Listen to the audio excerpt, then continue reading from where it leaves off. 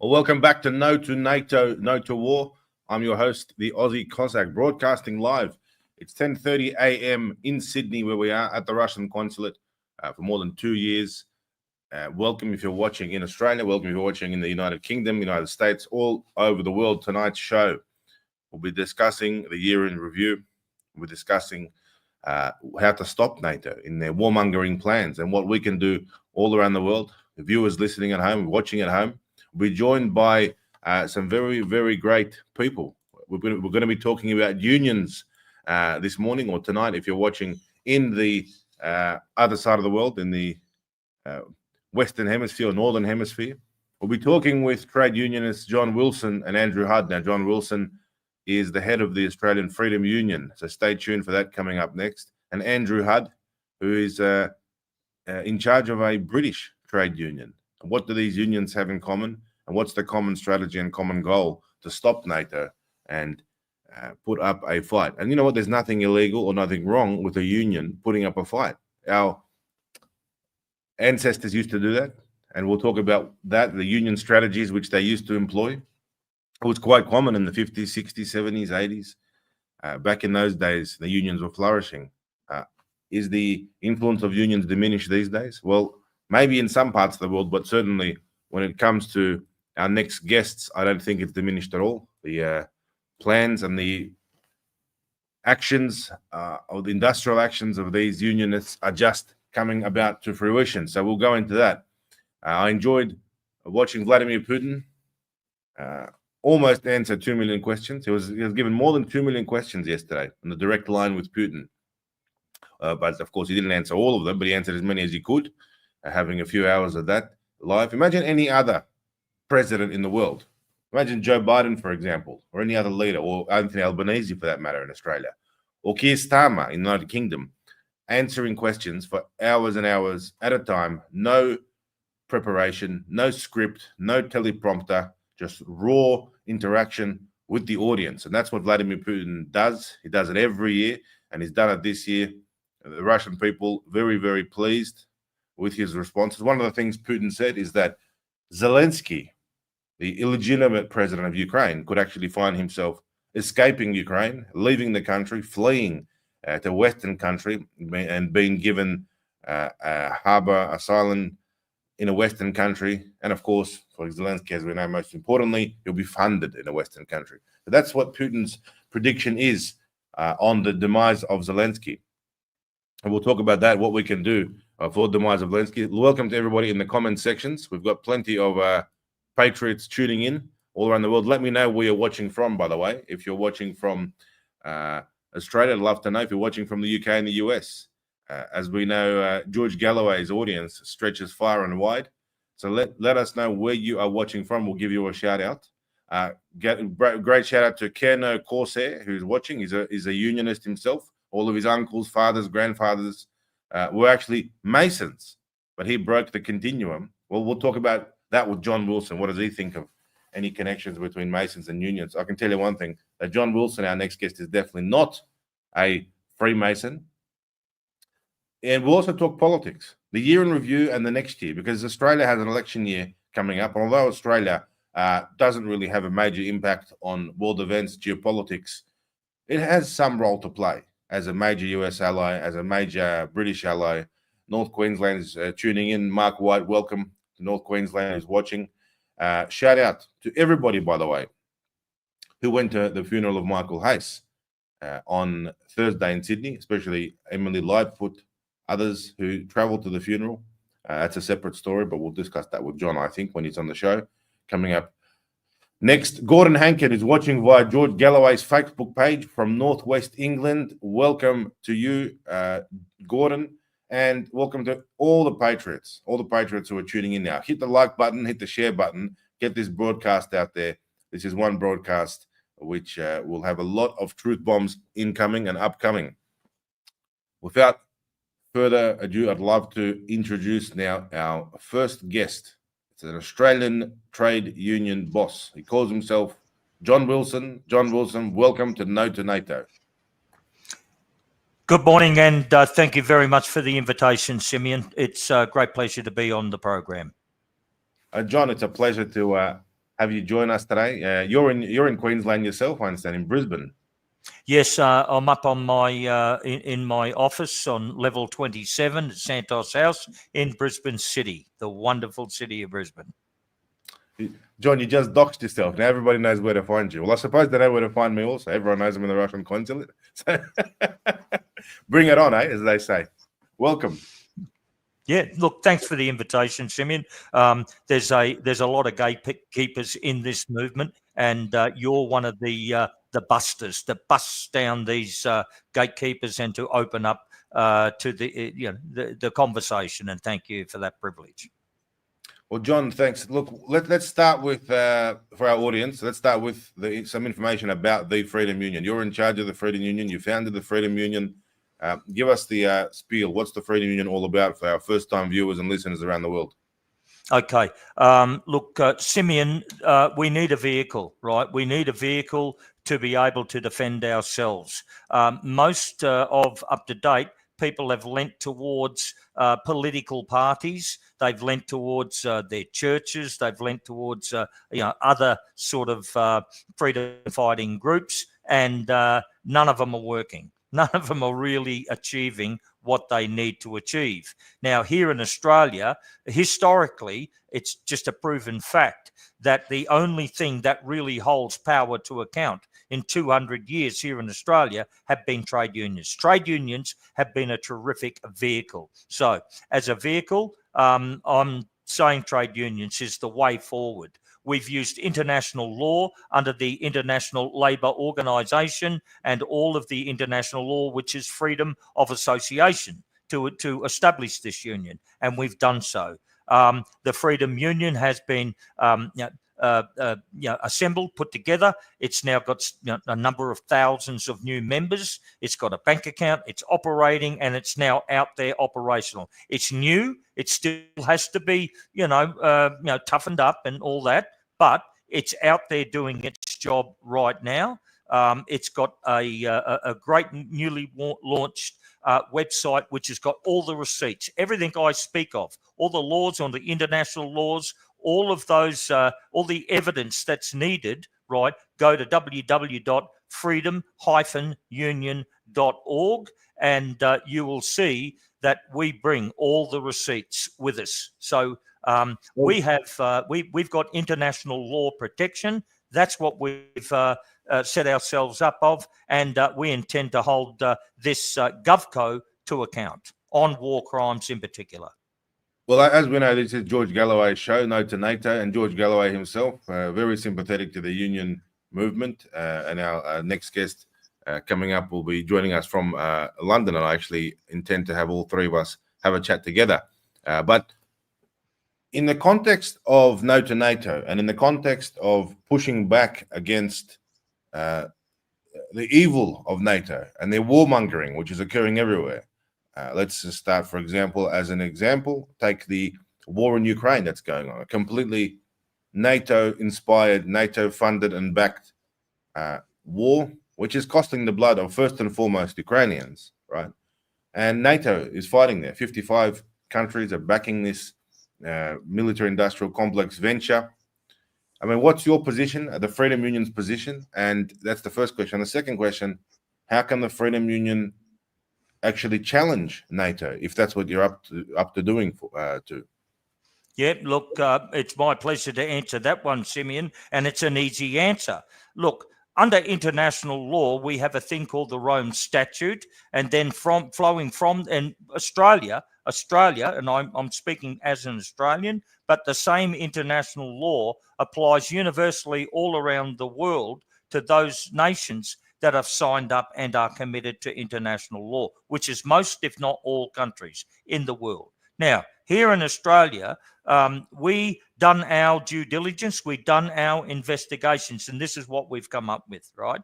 Under the Rome Statutes and under international law, okay, it is the relationship that the population of Australia, that we have with our government corporation, GovCorp for short, right, okay, has dramatically changed on the 4th of March in 2024. Dramatically changed because a very well-respected law firm, Birchgrove Law Firm, in conjunction with several hundred lawyers, lodged war crime applications, i.e. for Albanese and this GovCorp to be prosecuted before the International Criminal Court for war crimes. Okay, so they lodged war crime prosecutions before the ICC in conjunction with, or the context is that Albanese and this GovCorp have been working with Benjamin Netanyahu, committing war crimes in the Gaza and in Palestine. Okay, now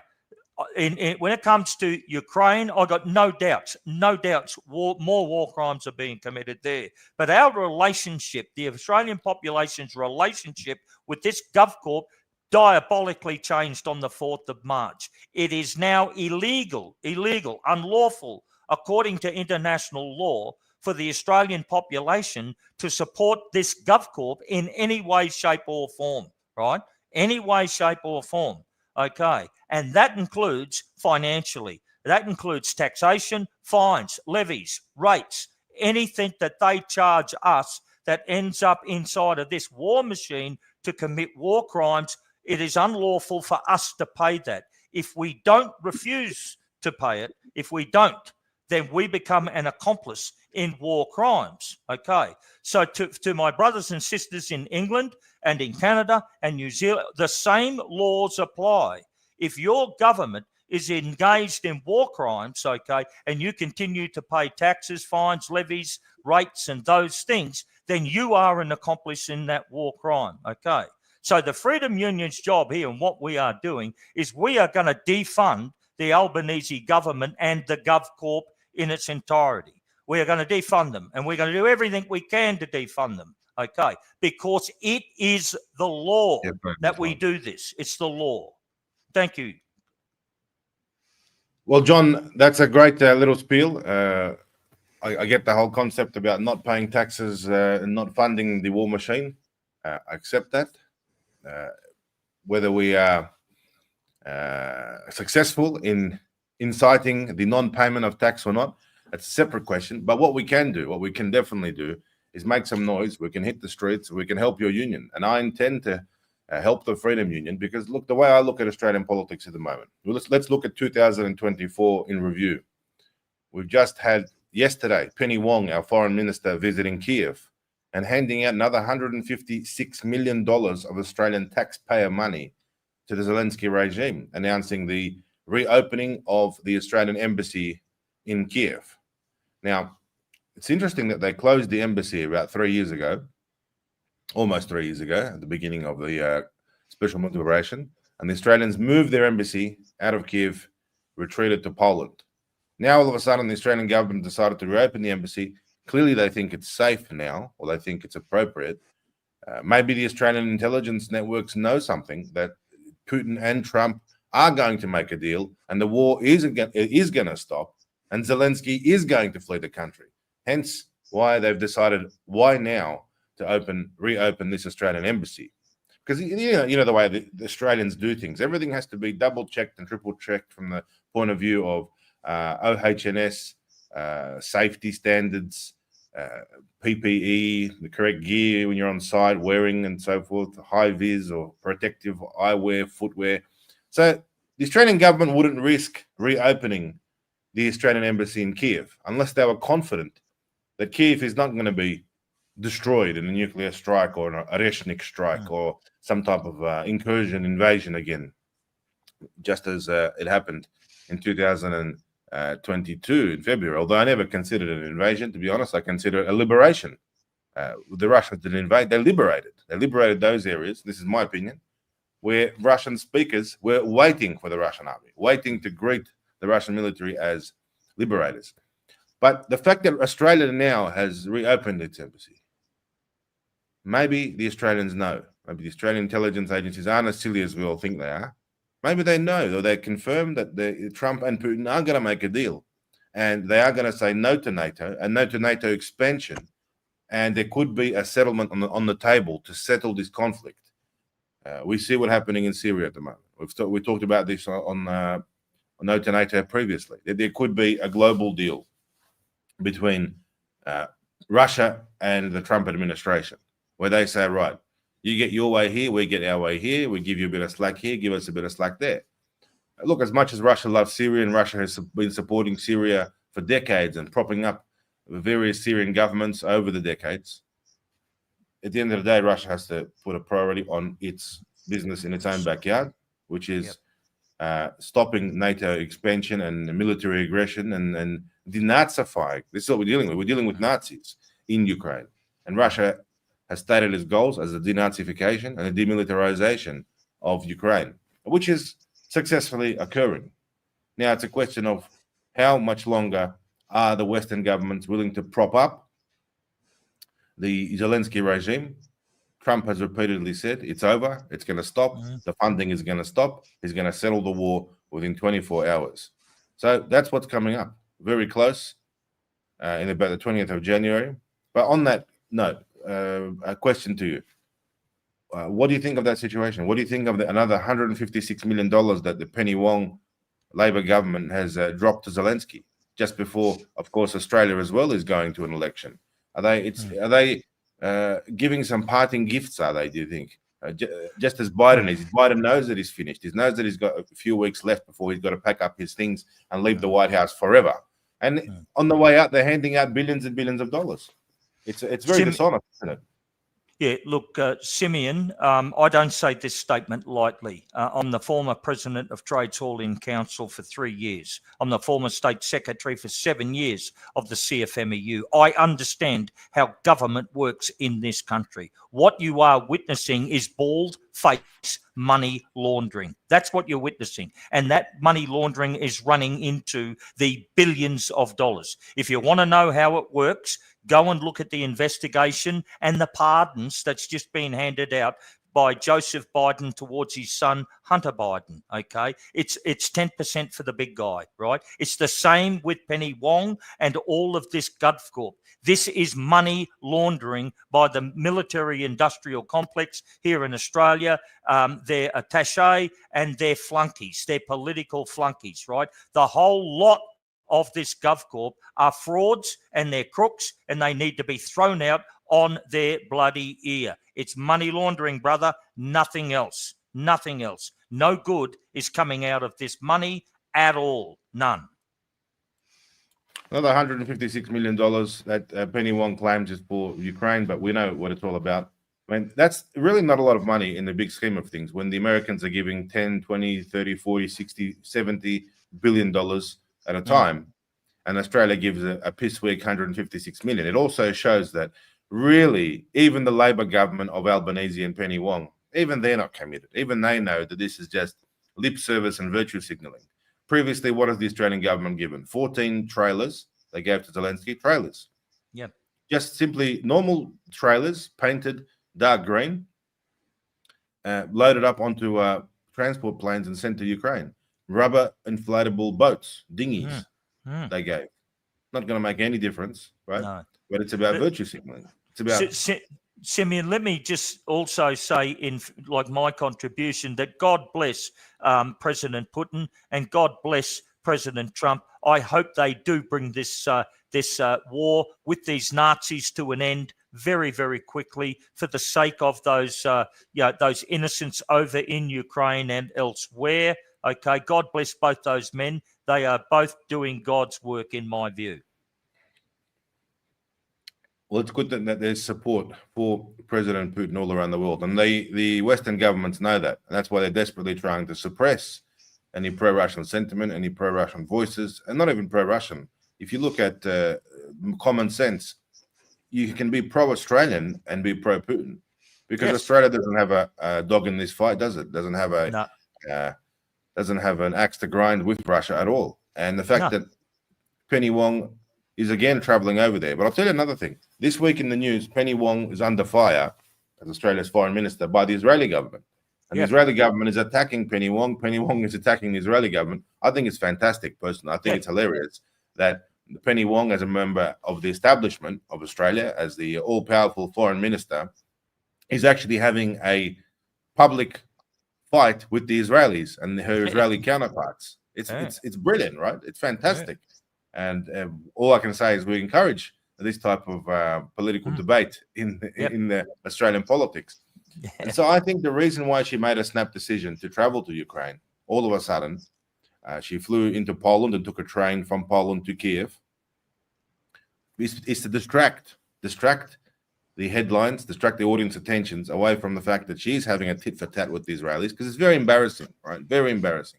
And analyzing Penny Wong's behavior, clearly she is of the left, right? She is of the Labor left. She grew up as a lefty with the short haircut and all the rest of it. I'm a bit of a lefty, she says. She supports all the leftist things and the leftist views on all these topics that she stands for. And because the Palestinian issue is so strong in the left, the Australian left, it's what they grew up on, and it's grow up on in universities. It's how they organize the students.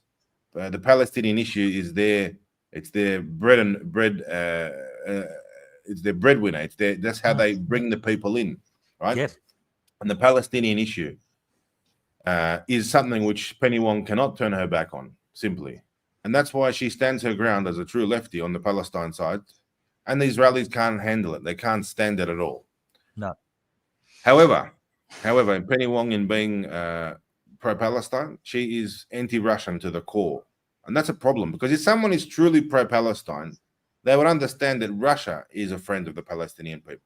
You notice in Sydney or in any other Australian capital city, when you have pro-Palestinian rallies, Russian flags are absolutely welcome. No one has a problem with Russian flag being present, marching on the street with the Palestinians. You go to a Palestinian rally and you pull out an American flag, see what happens to you. So they're not opposed to the Russians. Now, Penny Wong, unfortunately, very pro-Ukrainian, very pro-NATO, very pro-AUKUS. She met the new NATO General Secretary Rutte in Europe 3 days ago, shaking hands and having a nice photo. We'll get our tech staff to put that up on the screen. NATO flags and Australian flags together. Penny Wong shaking hands in front of a NATO flag. Penny Wong, NATO is not part of Australia's future. Australia is not part of NATO at all. So where does Penny Wong get off posturing Australia into NATO? It's inappropriate, isn't it, John? What are your thoughts on that? She's a globalist, mate. She's a globalist, right? And unfortunately, mate, inside of the left here in Australia, they don't know what the hell they're on about nowadays. They don't know. They're all over the place. They just haven't got a clue what the hell they support and what they don't, because there's no consistency with them whatsoever, right? Look, the Freedom Union's position is this, right? Look, I don't necessarily want to get caught up in some big argument about the legitimacy of Israel and the legitimacy of Palestine. We all know the history and what's happened. We get that. The Freedom Union is simply this. Our message is this. It's war crimes. It's war crimes. We are against all war crimes. That's what we are against, right? All this cruelty, all this murder, all this bloody destruction, this war crimes that's going. We don't care who's committing the war crimes. We are against war crimes. Now, right here and right now, the ones who are really committing heavy war crimes is Israel. It's Israel. And it's not the people of Israel, Cossack. It's their leadership. It's their war machine leadership. They are committing war crimes, and GovCorp here in Australia is playing a support role. They are an accessory in these war crimes. Now, the Freedom Union can't travel to Israel and can't do much in Israel, but we can do certain stuff here in Australia to prevent war crimes, and that's what we are against, and that's what we are railing and mobilising for. Okay, if you are against war crimes, if you are pro-Palestine, then please join the Freedom Union. We are here to take this battle on and to defend our membership against all of these crimes, okay? So please support us on that basis, if nothing else. There's plenty of other things to support us for as well. Speaking of supporting the Freedom Union, let's have the Freedom Union website in the ticker, please, to our staff, for our viewers to know the website where they can sign up to the Freedom Union. This concerns first and foremost the Australian audience, www.freedom-union.org. And you can join the Freedom. I encourage everybody to actually join the Freedom Union. There's a reason behind that. because the Freedom Union is not afraid to take on a fight and put up a fight. I've noticed with Australian political parties of late, clearly we have the Labor Party, the Liberal Party, which are both useless. But the minor parties, they're both useless, or they're all useless. Let's talk about why. And this is an interesting conversation, which I'm looking forward to having with you. Yep. Let's start with the Libertarian Party, right? The Libertarian Party. Shocking. What's your view? Call the police. They called the police. Craig Kelly, their spokesman, their organiser, called the police and tried to have me criminally charged and arrested for a protest at Speaker's Corner. And even worse, tried to have Michael Heiss bullied the recently departed brother Michael Heiss, and God rest his soul and God bless him. He tried to bully Michael with the police to get him to dismantle his sound system and everything else. It's a disgrace. They are a disgrace. The libertarians, I call them the librarians, are a disgrace in this country. They don't support free speech. They are virtue signalling globalists. That's what they are. And the rest of them, the two majors, the Liberal Party, the Labor Party, they are both owned by overseas forces. They are a captive operation of George Soros and the Open Societies Foundation. They are a captive operation of the Zionist Federation. They are a captive operation of the Fabian Society. But most of all, they are caught and captured by the fucking Freemasons here in Australia. Secret societies, the lot of them, run our nation. They run it. Speaking of Craig Kelly, the word on the street, he's going to make a run again for the Senate in the upcoming election from the Libertarians. Look, we're not going to vote our way out of this, Simeon. We can't vote our way out. Political parties are not the vehicle. They are not the vehicle. Trade union. A trade union is the vehicle to find our way out of this mess that we're in. And Craig Kelly has no contribution to make in public life in this country. Hang your head in shame, Craig. You ring the cops. You rang the cops. These are the same cops that bashed us shitless during the COVID lockdowns, that belted the shit out of us, traumatised the Australian public. That's what these police did to us, and you sold them on to freedom speakers at Speaker's Corner. You're an embarrassment, Craig Kelly, an embarrassment. Well, the Libertarians have taken Craig on, it looks like, as their lead candidate, or they're about to. And unfortunately, look, I've never, ever heard the Libertarian Party or anyone from the Libertarian Party as a special spokesperson. I've never heard them speak on behalf or in protection of the Palestinians in this situation. And I think it's because they cannot. They just cannot. Some organizations, for example, such as Sky News, these type of organizations, they simply cannot call Israel out. It's not in their constitution. It's not in their business plan. It's not in their DNA to do so. It's actually forbidden. Cossack, in 1989, in a very, very small village called Wee Jasper in New South Wales. Okay, near I know Wee Jasper. I've been there. It's a beautiful place on the Lake Burnduk. That's it. Well, my friend owned the little, they call it the stables, the pub and the restaurant there. Well, I called out Palestine and stood up to Rupert Murdoch at that little cafe because he owns a big cattle, superfine merino wool and cattle property right near Wee Jasper, right? I called him out and all of his media empire for what they were misrepresenting Palestine out and got flogged. His driver, a professional bodyguard, laid me out and knocked me out cold, okay, because I give him a mouthful, right? So Como John goes out and he says his piece to the biggest and and I'm not afraid of any of them. I've had dinner with Nelson Mandela. I've shaken the hands of Queen Elizabeth on the opening of Parliament House in 1988. I am not frightened of any of these globalists, and given the opportunity to give them a mouthful, I will. Very good to have you fighting for the people, John. You're obviously of a very a good vintage, a good age. Spring chicken, but you've got a lot of experience. And what impresses me most is, regardless of your age, you got a lot of energy. You got more energy than 20-year-olds and 30-year-olds, right? Out there kicking a can down the street. So there's a lot at stake here. Look, Cossack, there's a lot at stake for Russia and for Australia, mate, for all of us. and there's no need for us to lose this war. No need. All we got to do is put aside our silliness and start taking it up to those people who are trying to take us all down, all of us down.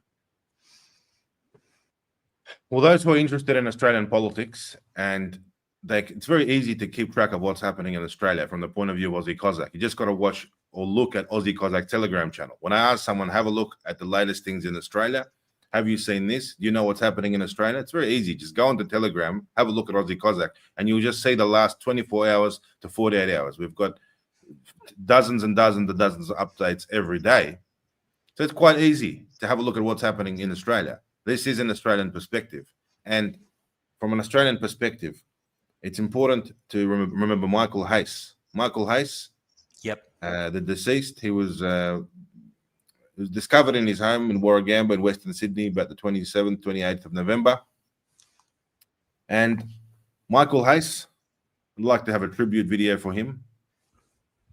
See if the broadcast can put that on for us.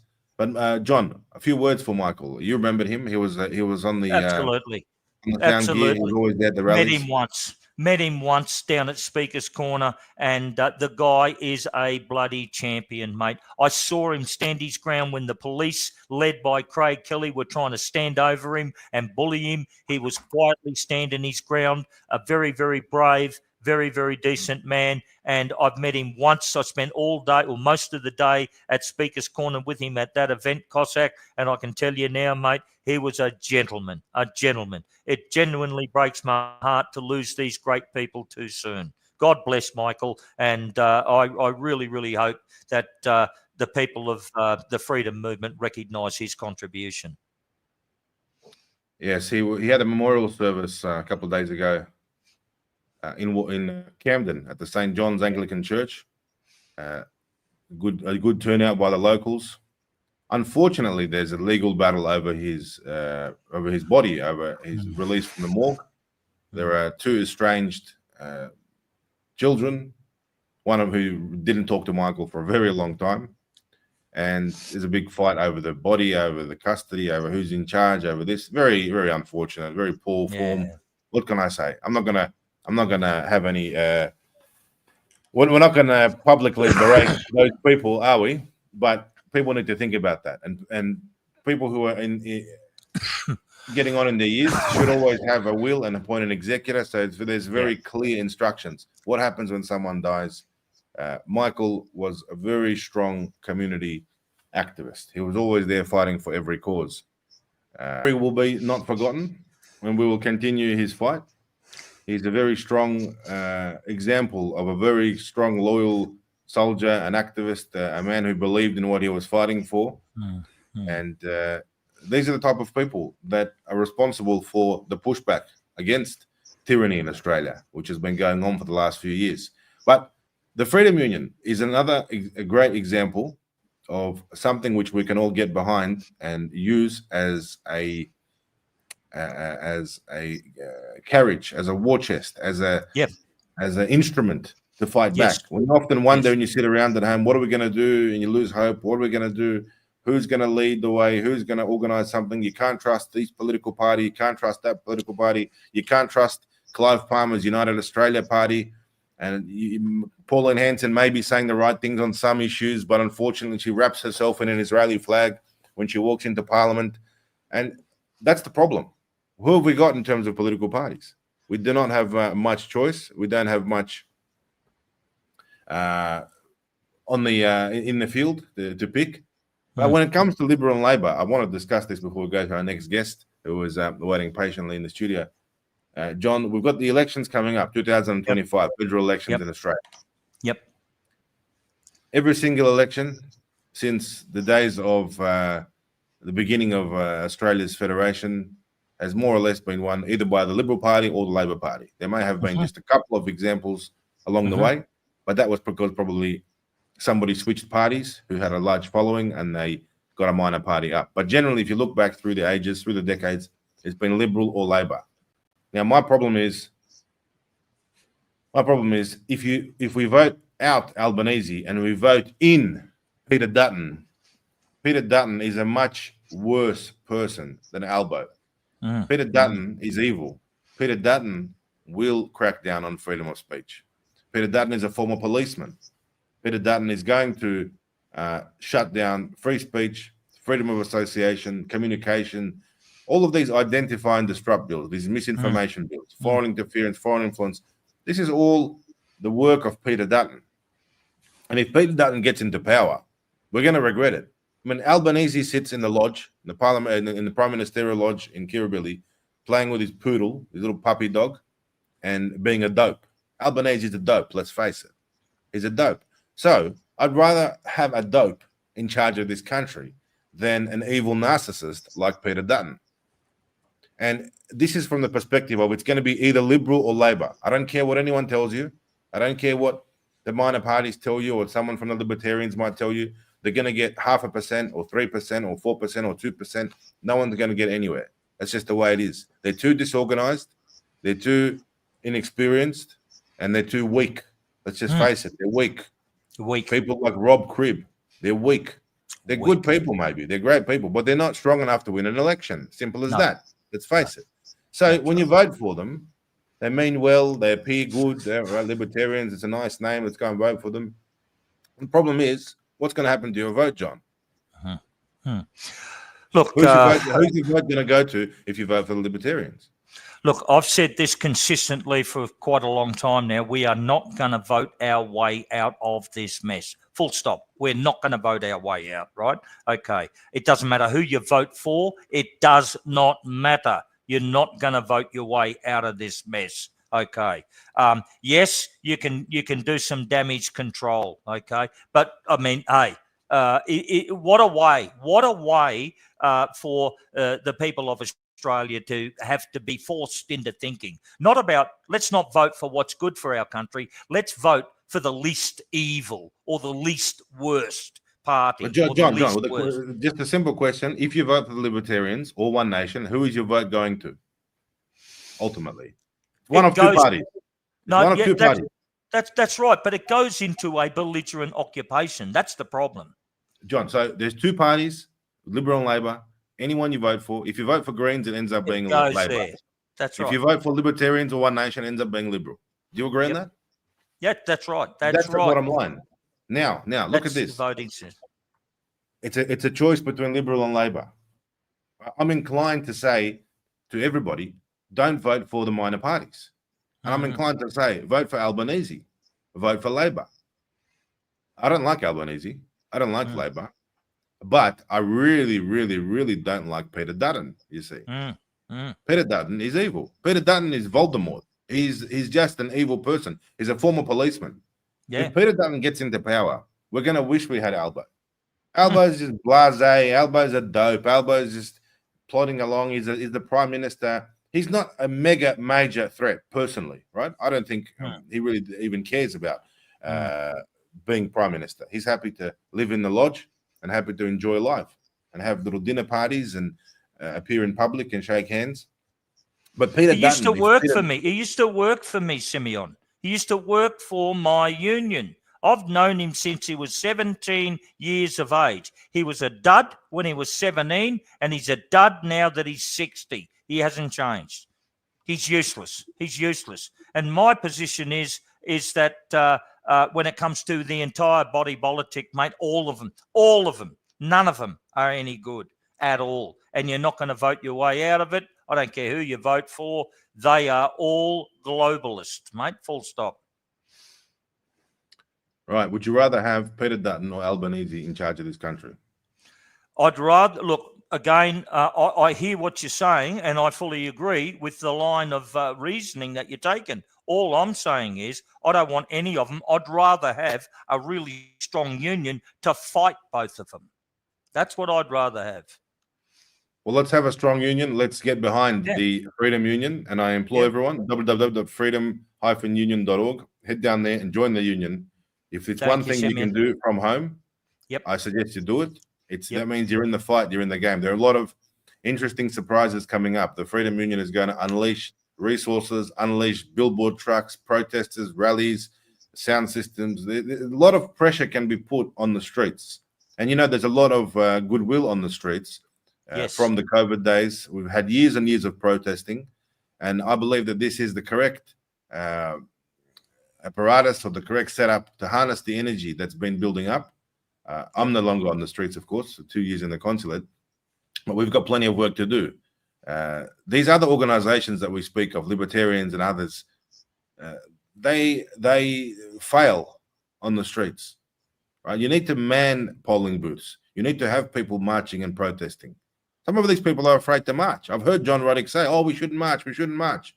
They're afraid to march. They don't want to march because they don't want to cause an inconvenience or a disturbance. Well, I'm sorry, but we need to be causing as much inconvenience, disturbance as possible. We need to be shouting and screaming and kicking and pushing back and holding the line as much as possible. And no one's going to do it. No one's going to do it. If someone's going to do it, it'll be the Freedom Union, because I'm backing the Freedom Union. So you've got, at the very minimum, you've got my support, and you've got we're backing you, Simeon. Thank you. And look, we've got plenty of great surprises upcoming. So guess what, guys? See what happens this year. But if you join the Freedom Union now, it means you're part of a growing. There are thousands and thousands of members, I'm reliably informed, John, joining the Freedom Union constantly. It's quickly becoming an organization that is larger than a few of these political parties actually put together. Yes. Right now we've got a bigger membership base than most of the minor parties. Most of them. Right now. Well, John, we'll cross over to your colleagues now in London to continue the union theme of today's broadcast. But in general, before you go, let's just put a little bit of a tribute to Michael Hayes there. Michael Hayes on the screen. Today, Michael Hayes has passed away. Michael was one of our best, in fact, probably the best Aussie Cossack volunteer in Sydney. He was always at the rallies. You would have seen him. He never said no to volunteering for every cause, whether it was fighting against the vaccines or standing up for justice. For example, in the case of Claire Nolan, he actually went to Cooma, to the courthouse. He had protested at the police headquarters. He protested in Parramatta for Claire Nolan. On Remembrance Day, Michael was the only person that went to Peter Chervin's grave at Quarantine Cemetery in Sydney and raised the Russian flag. Michael was not Russian, he was Australian of German background, and I last spoke to him probably the night before he passed away, and he told me he would love to get Russian citizenship. I jokingly said it's easier to get into heaven than it is to get Russian citizenship, and there we go. A day later he passed away. My condolences to his son Luke, my condolences to his family, the people of the locals in Warringamba that knew him. He was a regular at the Freedom Movement in Sydney. He was also a member of the A1 party, and what can I say, Michael, we'll never forget you. You always stood up for what was right, and he died peacefully at home on his own, in a seated position, sitting on the couch. We did a welfare check because he didn't answer his phone for some time, and police discovered him in the house. Condolences to his family. He was a good man. He was a true supporter of Russia. He fought for Russia and Australia, of course. He was always at the rallies. He always wore his Z t-shirt. He attended the Kentland Women's Monastery early November at church, and even though he wasn't baptized into Russian Orthodoxy, he was very sympathetic to Russian Orthodoxy. So that's the story of Michael Hayes, lest we forget him, his memory. I'll post some details on the channel a little bit later in regards to his funeral. Some sad news today. Michael, you're a good man, and what can I say? Lest we forget. There you go, Michael Hayes, his memory eternal. And the locals have gathered this week to commemorate him in a memorial service. Still unclear in regard to his funeral. There's a bit of an argument around the family, but of course that's none of our business. Let them figure out their thing. I think we've done our part. We've memorialized Michael. We've remembered him. We had a memorial event in his loving memory, and we'll just leave it at that. We did what we could for Michael. Do remember him, because look, he would have done the same for any of us. Michael's the kind of guy that would have been there. He's a great activist. What can I say? This is an international show. People are watching from other countries thinking, who's this guy, Michael Hayes? But I think it's a good way to enshrine his memory. And this is the kind of guy, if you were fighting in the trenches, you'd want Michael next to you. But speaking of fighting in the trenches, we'll cross now to London to Andrew Hudd, who is with us, a trade union leader. Andrew, how are you, my friend? Yeah, very good, mate. Yeah, yourself? Good. It's great to have you from the Great British Workers' Party headquarters joining us in Australia on George Galloway's show, No2Nato. You've heard all of that in Australia, what's happening. We'll start with any of your comments and observations. What do you think as our union counterpart across the ocean? Well, I think John was bang on right that the trade unions are the only bodies that are going to change things in our representative countries. I mean, in the UK, the trade unions at the moment are pretty much in a bit of a low ebb. I mean, we've just been through a big period of industrial action in the UK, which has kind of slowly been resolved. So that raises the awareness a bit more of the trade unions, but we're still at a low ebb.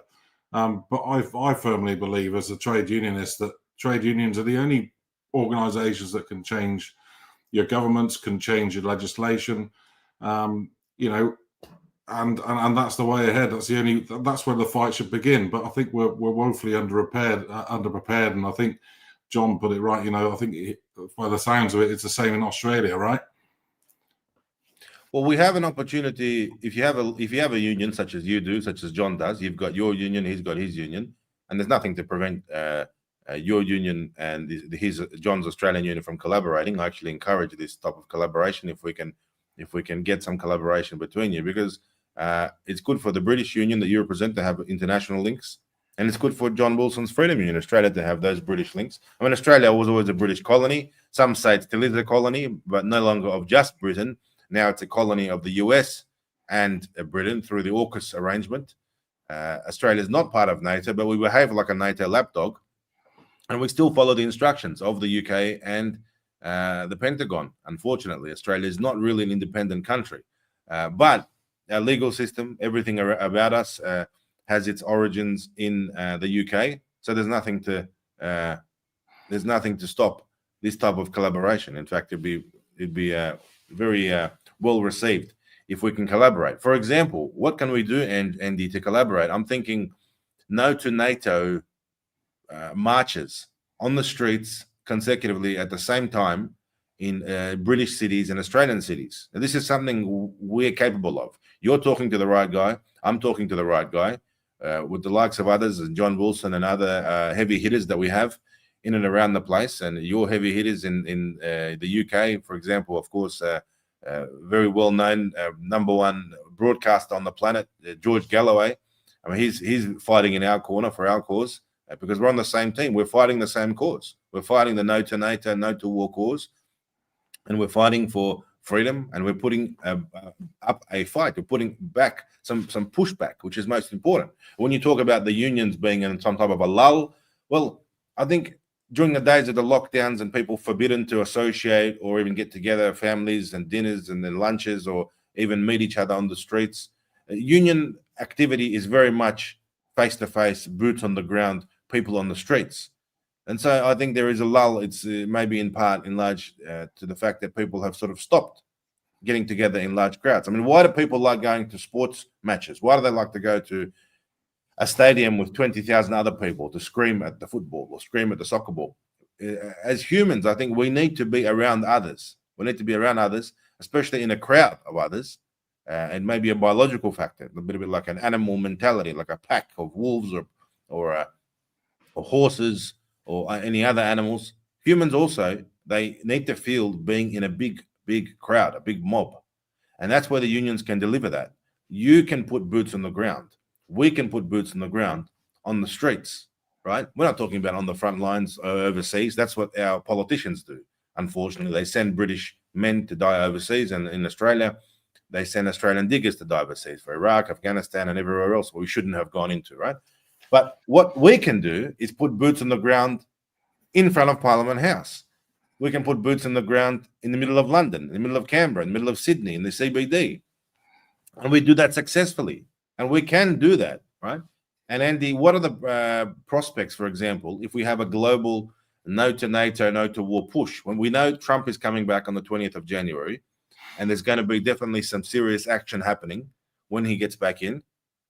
Trump himself is basically saying no to NATO. If you've heard basically what he's been saying recently, he's been saying things like, well, NATO doesn't, the members of NATO don't pay, they don't push, they don't contribute enough. Why should the Americans continue sponsoring NATO? And what if America actually leaves NATO? That would leave NATO in the hands of the Germans. I mean, the British shouldn't be in NATO either. Should they, Andy? The British have left the European Union. The British, surely, with their strong military history that's centuries old, they should be able to hold their own and not follow people like the NATO Secretary Rutte in their warmongering plans. I mean, if it was up to the British people, they probably wouldn't be in NATO. But what can we do in terms of a global, coordinated day of no to NATO marching and rallies around the world? Certainly, I can say Australia's in. What can you say for the part of the United Kingdom which you represent? Well, you gave me a lot to unpack there. I mean, the international cooperation kind of happens. You know, there are unions that do the international corporations, but it's certainly not to the extent I think it was in the trade unions' heyday in this country in the 70s and 80s. I mean, I suppose that's the first thing to point out because, like I said, there's a lot to unpack there. 1980s, we had 13.2 million trade unionists in the UK, you know, representing something like 40 or 50% of the workforce in this country. Now, sadly, that's 5.5 million. And you can see by the state of our society that that's had a drastic effect. You know, the disparity between the rich and the poor. You know, the working class are now under the firm heel of capitalism in this country, and it's very hard to get ourselves out of it. But in relation to, you know, the kind of the UK being that independent force, well, I'm afraid, Cossack, you know, we're suffering the same as Australia. I think we're under the puppet strings of the United States. You know, that's very clear. And, you know, the United States being the largest member of NATO are pulling those puppet strings and operate the armed forces accordingly. You know, we haven't got an independent Navy, Army or Air Force. They're all roped in with the NATO and the European unions. You know, our armed forces are kind of cobbled together to make up a united force of, you know, European force, if you like, as a part of NATO. So it isn't independent. So we've lost that independence. And I suppose, you know, with the trade unions, you know, there's been pockets of activism. You know, there's a lot of activism in regards to stopping the weapons to Israel. You know, the PCS union, which is represents the civil service in this country, you know, made a legal challenge or threatened to go on strike for their workers who worked in the civil service who dealt with the export licenses, for example. But there's little pockets like that. But the movement itself, you know, as regards to standing up for peace and against war, there's no real central leadership. And indeed, the TUC in 2023 passed a motion, you know, passing support for practical aid, i.e., weapons being sent to Ukraine. So I think the political awareness of the trade union movement is lacking at the moment. There's no kind of there's no looking into the future, no looking at the repercussions of what we were, what we've become, and no looking back on what we were, which I believe, you know, the trade unions have always been arguing for peace, because at the end of the day, it's working class people that are going on the front line, right, and dying. So there's an awful lot of work to do here. But you know, after the invasion of Iraq, you know, trade unions, along with socialist parties and socialist organisations and campaigns, joined and set up the Stop the War Coalition, which still exists today. So I think the idea of coordination and especially through international means is possible, but at the moment the trade union movement's a bit slow to do it, and that's real sad. You know, the awareness, the political awareness in the movement, in my view, is pretty low. I think actually the public have got more awareness and more view, you know, and more, I suppose, latitude to think freely and act, you know, be active freely than the trade union movement does, because the trade union movement is wedded to the Labour Party, and that's another reason why we're lacking there as well. Similarly in Australia as well, the mainstream union movement is connected with the Labour Party, infused, should I say. And for example, unions like the CFMEU, embroiled in corruption scandals that link directly to the Australian Prime Minister, who was an active union operative on his way up to becoming Prime Minister, which is why it's good to have this independent non-mainstream union called the Freedom Union in Australia. And again, we'll give them a plug. Head over to the Freedom Union and join, especially if you're in Australia. If you're not in Australia, you can join the Freedom Union too, just online at freedom-union.org. So if we talk about this coordinated action, a no to NATO, no to war rally, march, let's say a march. You've done this before. No to NATO, no to war have had rallies organized in different British cities previously. In 2022, I believe. Yeah. Now, there's going to be a definite opportunity to make a push in and around the 20th of January when Trump gets back in, maybe in the first days of his presidency. We can all expect and assume that in the first days of his presidency, he will be making some calls on Ukraine, on exiting Ukraine, basically. It's assumed. It has to be that way. And we're going off what Trump is saying himself. We're going off what Trump is saying. Putin himself has said that he believes Trump. He believes Trump is sincere. And that is why we're seeing this escalation in the dying days of the Biden presidency, an escalation in funding. So they're trying to launder as much money as possible before the gates are closed, because Trump is going to close the gates. He's going to say, stop, enough. No more money to Ukraine. That's it. No more money to Zelensky.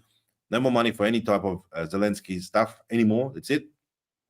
And of course, no more money, no more weapons, and the Ukrainian regime collapses. So there's a very strong chance that the Ukrainian military would actually just turn around and march on its own Zelensky regime, because the Ukrainians are not happy to fight. We see the videos constantly, every day, dozens of examples of people being arrested forcibly on the streets in Ukraine, arrested and dragged off to die in the front lines.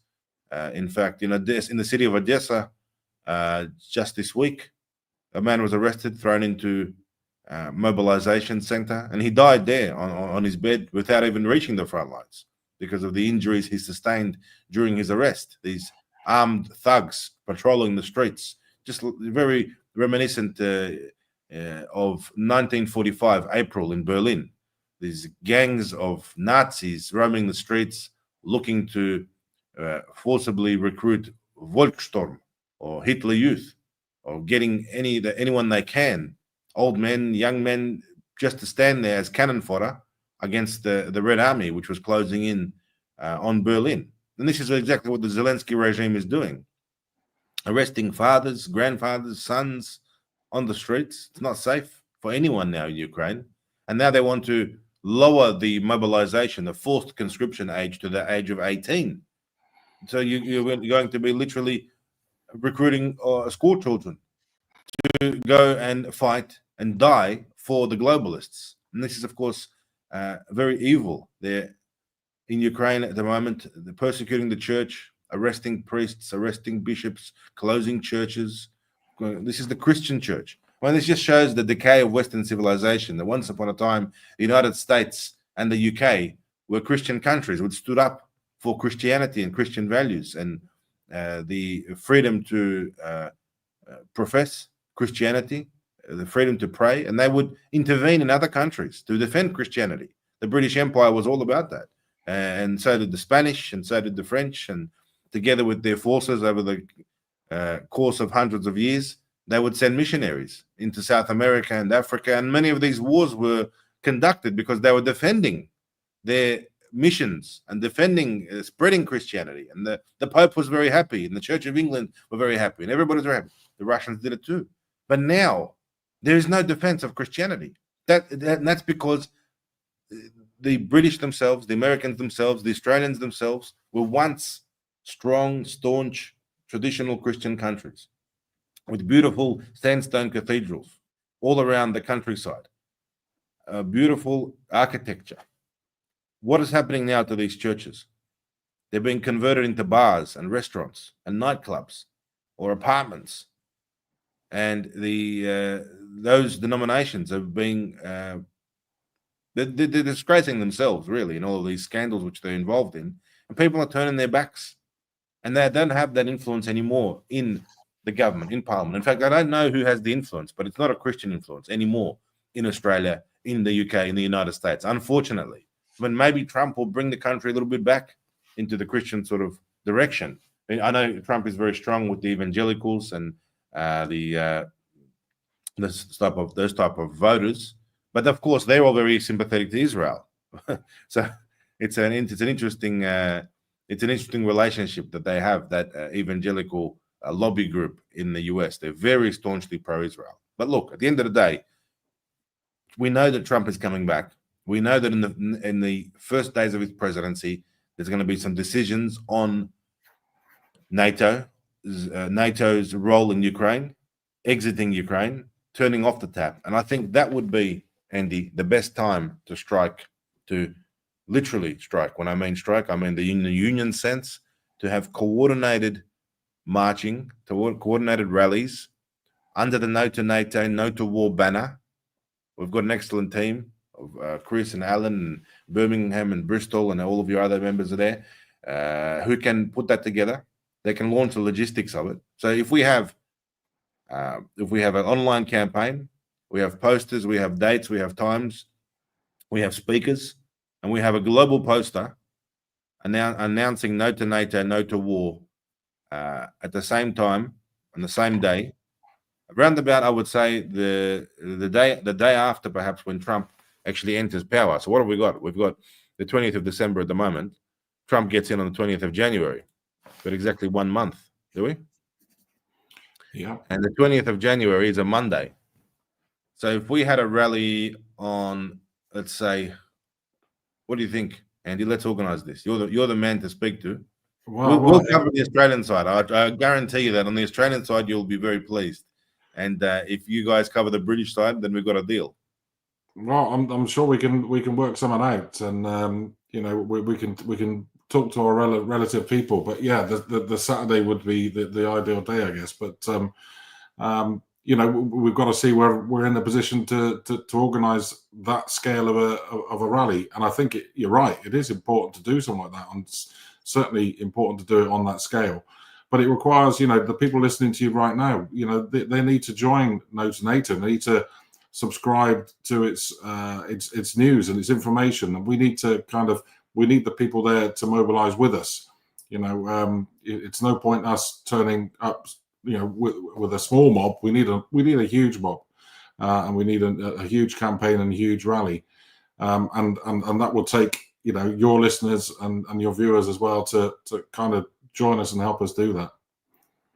Well, that's right. And join No2Nato. Subscribe to No2Nato's platforms. Subscribe to George Galloway's platforms on Twitter, on YouTube, and Facebook. And we will have announcements coming up shortly on those platforms in relation to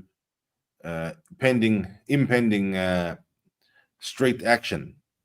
It's those optics that we can create on the streets of London and Sydney and other places, and I'm sure we'll have maybe some other cities join us in this venture. Those optics are very important. Those optics, let's say you've got a rally of a few hundred people or a few thousand people. When those optics hit the news, and they hit international news, and they hit social media, they're then watched by millions and millions of people, tens of millions of people.